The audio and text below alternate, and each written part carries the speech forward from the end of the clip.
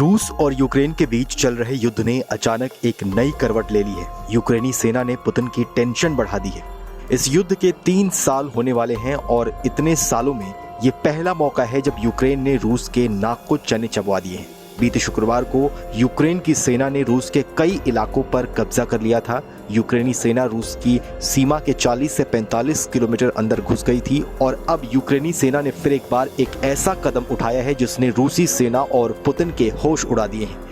Ukraine ने रूस के कुर्स्क क्षेत्र में 2 सबसे महत्वपूर्ण पुलों को नष्ट कर दिया है। 2 बड़े पुलों के तबाह हो जाने से रूसी सेना का कुर्स्क क्षेत्र से कनेक्टिविटी खत्म हो गई है।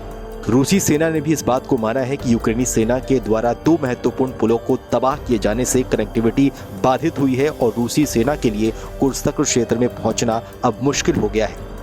यूक्रेन की वायुसेना प्रमुख ने शुक्रवार को यूक्रेनी हवाई हमले का एक वीडियो जारी किया जिसमें पुल 2 हिस्सों में बढ़ता हुआ दिखाई दे रहा है।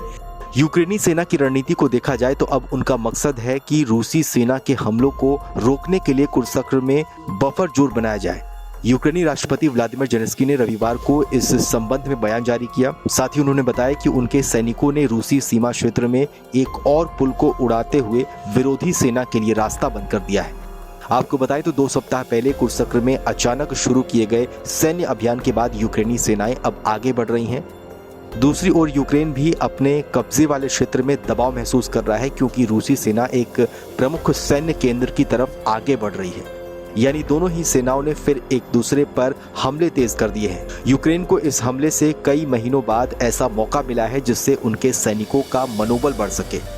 यूक्रेनी राष्ट्रपति के एक सहयोगी ने कहा कि इस घुसपैठ का उद्देश्य निष्पक्ष वार्ता प्रतिक्रिया सुनिश्चित करना है।